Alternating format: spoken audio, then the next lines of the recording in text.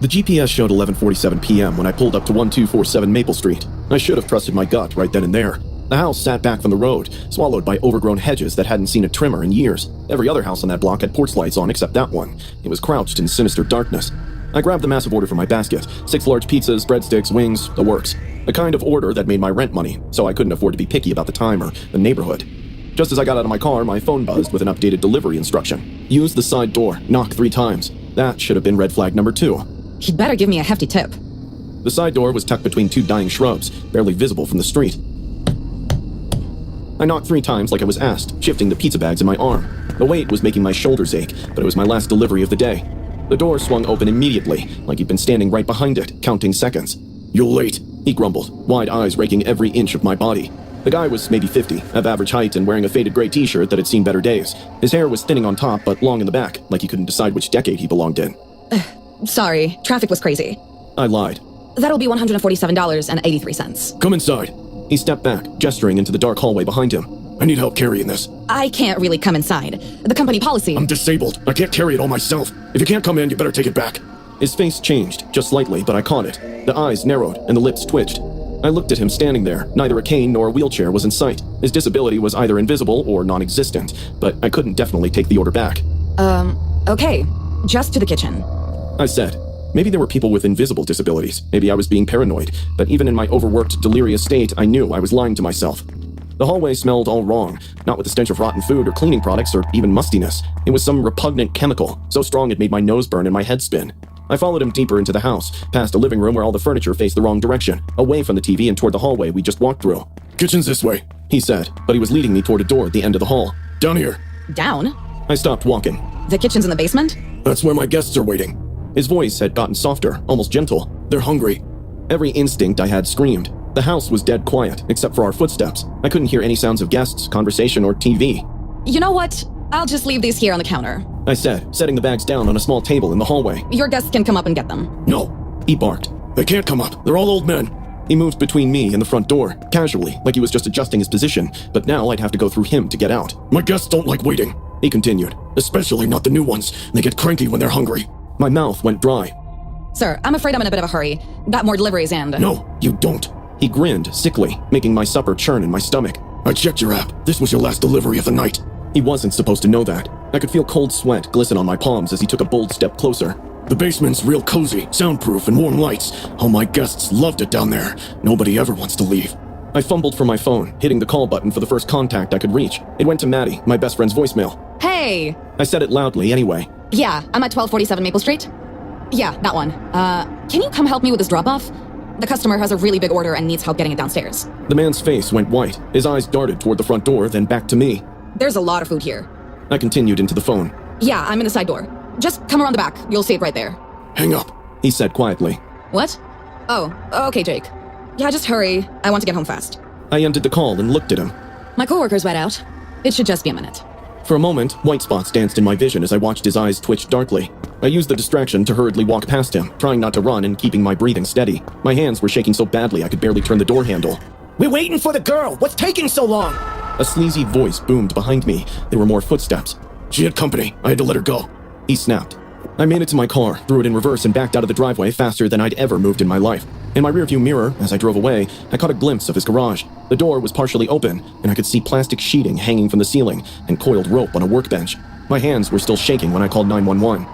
The police reached the house, made a thorough investigation. The basement was soundproofed. There were zip ties, jars of chloroform stacked in the corner. They even found metal rings bolted into the walls and a handwritten sign that read "Guests" in neat block letters. It looked like a dark web torture room.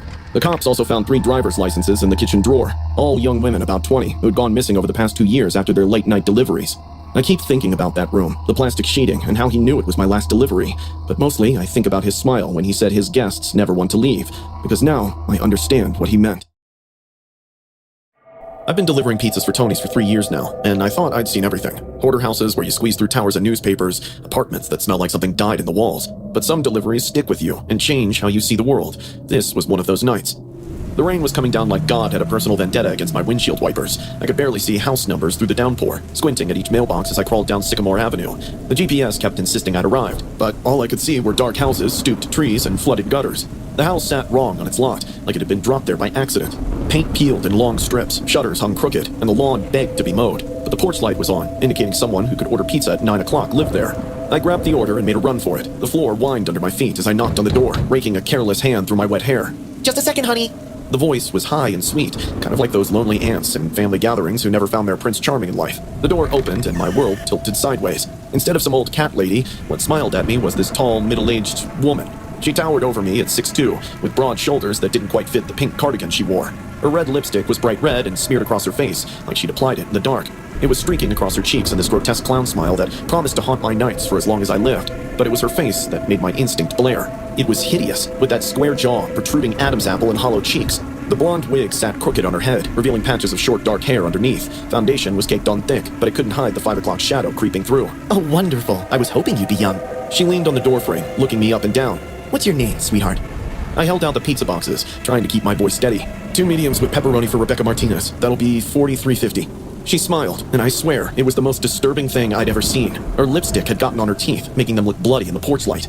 The name never sounded better before. Come in, it's pouring out there. I could see past her into the house. The hallway was dark except for a single bare bulb hanging from the ceiling. The wallpaper peeled in long strips that looked like dead skin, and on the walls, photographs covered every available space. There were different faces of men around my age. That's okay, I'll just wait right here, I said. Her smile faltered. Don't be rude, sweetheart. Come get your special tip. You can just give it to me from here. I absolutely insist. She stepped a little closer, and every hair on my body stood up. Really, I'm perfectly fine out here, ma'am. I took a small step back. Just the $43.50. Oh, come now. Don't be rude. Don't you want a fat tip? Isn't that why you drove all the way in this torrential rain? She clicked her long nails on the doorframe, scratching the surface. They were painted the same garish red as her lipstick, but were chipped and dirty. One was missing entirely, revealing a bitten down nail underneath. I wanted to get away ASAP. You know what? Don't worry about the tip. It's all right. Not worry? Her voice dropped completely now, no pretense left. It was deep, masculine, and furious. You think this is funny? You think Rebecca is some kind of joke? She stepped out onto the porch and I saw her shoes. They were men's work boots, size 11 at least, with pink nail polish sloppily painted on the hairy toes. You boys are all the same, she continued, but now it was definitely a man's voice. You see the wig and the lipstick, and you think you could laugh at Rebecca, but Rebecca doesn't like to be laughed at. He lunged forward suddenly, grabbing my arm. You came here, you knocked on Rebecca's door. Now you get Rebecca's special tip. Get inside! His fingers caught my jacket sleeve. I jerked away, swinging my elbow back hard. It connected with his ribs, and he grunted, stumbling backward. The other boys fought too at first. He was grinning now, the wig completely askew. But they all thanked Rebecca in the end. They all screamed over and over. I dropped the pizzas and ran like hell, not looking back, not caring about anything except getting to my car. Behind me, I heard heavy footsteps on the porch, then on the gravel driveway. Come back here! Rebecca's not done with you! I fumbled with my keys, hands shaking as rain poured down my back. He was closer, maybe right behind me. I didn't turn. Come on, I grunted. The moment the door opened, I literally threw myself inside, jamming the key into the ignition. The engine turned over, just as a big shoe slammed into my rear window. I threw the car in reverse and floored it, not caring what was behind me, not looking in any direction except forward, as I spun the wheel and tore out of that driveway. In my side mirror, just for a second, I saw him standing in the middle of the street, the wig hanging from his hand like a dead animal. I called the police from a diner 3 miles away. The house was empty when they arrived. There weren't any pink cardigans or wigs to testify to the horror. But there was a collection of delivery uniforms from every major chain in the city, clean and pressed, hanging in a neat row like trophies, and in the corner was a tip jar filled with driver's licenses. I quit delivering pizzas the next day and found work at a call center, but sometimes late at night when it's raining hard, I still hear that voice in my head. You boys always beg for your tip when Rebecca's done with you. I never did get mine, and I'm grateful for that every single day. It was 11:47 p.m. when someone knocked on my dorm door. A couple of soft taps, like they didn't want to wake anyone else on the floor. I'd been grinding through another sleepless night of Valorant, trying to forget how much I missed home. 3 weeks into my transfer to state, and I still felt like an outsider here. I paused my game and listened. The knocking came again, patient but insistent. Through the peephole, I saw a guy in a red Pizza Palace uniform, holding a thermal bag. Clean cut, maybe in his mid-20s, with this weird smile that didn't quite reach his eyes. Pizza delivery, he called out, his voice muffled through the door. Wrong door, dude. Didn't order anything, I yelled without opening up. Late-night food deliveries to the wrong room constantly happened, but something felt off about this one. His posture was too rigid, like he was muffling a scream inside. The order's already paid for, cash tip included, he replied. His voice was slightly skewed. I didn't order pizza, I repeated, louder this time. My heart started doing this weird flutter thing. You've got the wrong person. The guy pressed his face closer to the door. I could see his eye through the peephole now, wide and unblinking. Sir, I really need to complete this delivery. It's one of the last. My manager will be pissed if I bring this back. Please, it's paid anyway. Then eat it and tell him you delivered it. I chuckled, eager to get back to my game. The guy didn't move. He just stood there, swaying slightly like he was deciding something. When he spoke again, his voice had dropped to almost a whisper. I don't want to eat it alone, and I know you don't want to either. Isn't it perfect for your lonely game night? Macaroni and some Coke? Come on, let me in, just for a minute. I promise we'll have fun, Alex. My heart dropped into my stomach. I backed away from the door and triple-checked the deadbolt. Not only did the dude know my name, he knew what I was doing and exactly what I was dreading those days. I was totally suspicious about him being a pizza guy. You need to leave, I said. The silence was shady for a second. Then I heard him set something down in the hallway. Footsteps moved away from my door, and I heaved a sigh of relief. I crept to the window and peered through the blinds. The guy was standing on the sidewalk below, staring up at my exact window. The pizza bag sat abandoned by a tree. He wasn't leaving. He was just watching. I grabbed my phone and almost called campus security. But what would I tell them? A delivery driver stood outside my building? That wasn't exactly a crime. For 2 hours, he stayed there, pacing in small circles, checking his phone, but always coming back to the same spot where he could see my window. I kept the lights off and watched him through a crack in the blinds until exhaustion finally won, and I passed out. When I woke up the next morning, he was gone. Dude, you look like hell, my roommate Marcus said when he got back from his morning class. Marcus was one of the few people who'd actually tried to make me feel welcome since I transferred here. I told him everything, the fake delivery, the guy who knew my name and room number, and how he'd stood outside all night. Marcus listened with this expression that got progressively more serious. The hell, bro? Why didn't you ring me? He said when I finished, with a pale face. There was a murder 2 towns over last month. Some psycho dressed as a delivery driver to get into the newbie's apartment. He assaulted, stole stuff, and did some horrible shit. It's been all over the local news. The blood drained from my face. What? Yeah, it was all over Channel 7 and the campus alerts. Guy would show up with fake food orders, claim they were prepaid, and then force his way inside once people opened their doors. Marcus pulled out his phone, scrolling through news articles. Jesus, Alex, you could have been killed. Look at this shit. The headline made my stomach drop. Pizza delivery killer claims 3rd victim in Millfield. Below was a police sketch that made my hands shake. Those were the exact basic features. Same dead eyes and the same unsettling smile. We need to check the security cameras, I said. Campus security took one look at the news article and called the police immediately. The cops arrived within an hour. They pulled up the security footage and went quiet when they saw the timestamp. 11:47 p.m., the officer muttered. Same time as the other attempts. Other attempts? I asked. He's been targeting transfer students specifically, new kids who wouldn't know to be on guard. The officer rewound the footage. We think he gets their information from registration databases. There he was on screen, clear as day, walking up to the main entrance in a Pizza Palace uniform. But when the officer froze the frame, my blood went cold. His hands were empty. But I saw him carrying something, I whispered. Survivors say all the same thing. They see him holding a delivery bag through the peephole, but the cameras never show it. We've been tracking him for weeks. You did the right thing not opening that door. 3 days later, they caught him trying the same routine at another dorm across town. Marcus showed me the news report. Pizza delivery killer arrested after failed break-in attempt.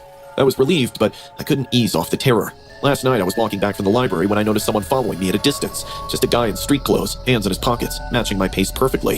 When I turned around to look, he smiled and waved. It was the same smile I'd seen through my peephole. एक सुनसान गांव के किनारे जंगल के करीब एक पुरानी हवेली थी। लोग कहते थे कि ये हवेली आसिफ ज़दा है। रात के वक्त वहां से अजीब और गरीब आवाजें आती और कई लोगों ने वहां किसी साए को हरकत करते हुए देखा था। लेकिन कोई भी उन बातों की हकीकत जानने की हिम्मत नहीं करता था। एक सर्द और तारीक रात थी। हवा में अजीब सी खुनकी और खामोशी थी। गांव का एक नौजवान जुबैर, जो हमेशा मुहिम जोई का शौकीन था, इसने फैसला किया कि वो इस हवेली के राज जान कर रहेगा। इसने अपने दोस्तों को साथ चलने का कहा, लेकिन सब ने डर के मारे इनकार कर दिया। जुबैर ने तन्हा ही जाने का इरादा कर लिया। जुबैर ने अपनी टार्च और एक छोटा सा खंजर लिया और हवेली की तरफ चल पड़ा। जैसे ही वो हवेली के करीब पहुंचा, अजीब सी आवाजें सुनाई देने लगी। दरवाजा खुद ब खुद चरचराते हुए खुला, जैसे किसी ने इसे अंदर आने की दावत दी हो। अंदर दाखिल होते ही जुबैर ने महसूस किया कि हवेली की हवा भारी हो रही है, जैसे कोई इस पर नजर रखे हुए हो। जुबैर ने अपनी टार्च रोशन की और हवेली का जायजा लेना शुरू किया। दीवारों पर पुरानी पेंटिंग्स थीं, जिनके चेहरे धुंधले और खौफनाक थे। अचानक इसे महसूस हुआ कि कोई इसके पीछे खड़ा है। जब उसने मुड़कर देखा तो कोई नहीं था, लेकिन जैसे ही वो पलटा, एक साया इसके सामने नमूदार हो गया। साया आहिस्ता आहिस्ता इंसानी शक्ल में तब्दील होने लगा। वो एक औरत की मानिंद था, जिसकी आंखें सुर्ख और चेहरा खौफनाक था। जुबैर के हाथ से टार्च गिर गई और वो पीछे हटने लगा। औरत ने सरगोशी की, ये मेरा घर है, तुम यहाँ क्यों आए हो? जुबैर का दिल तेजी से धड़कने लगा, लेकिन इसने हिम्मत जमा करके कहा, मैं सिर्फ ये जानना चाहता हूँ कि ये जगह इतनी खौफनाक क्यों है। औरत ने कहा, यह हवेली कभी मेरी थी, लेकिन मुझे धोखे से कत्ल कर दिया गया। मेरी रूह यहाँ कैद है और जो भी यहाँ आता है वो मेरे कहर का शिकार होता है। زبیر نے محسوس کیا کہ اس کی سانسیں رکنے لگی ہیں اور عورت کی موجودگی اس پر بھاری ہو رہی ہے۔ زبیر نے بھاگنے کی کوشش کی لیکن دروازے بند ہو گئے۔ اس نے ایک کھڑکی کی طرف دوڑ لگائی لیکن اس کے پیچھے سایہ اسے اپنی طرف کھینچ رہا تھا۔ حویلی میں ایک آخری چیخ سنائی دی اور زبیر کا وجود غائب ہو گیا۔ اگلے دن گاؤں والوں نے زبیر کو بہت ڈھونڈا لیکن وہ کہیں نہیں ملا۔ لوگ اب کہتے ہیں کہ حویلی سے ایک اور سایہ نمودار ہوتا ہے جو زبیر کی رکا ہے۔ کبھی بھی ایسی جگہ نہ جائیں جہاں خطرہ آپ کی ہمت سے زیادہ ہو، کیونکہ ہر جگہ کے راز جاننا ضروری نہیں ہوتا۔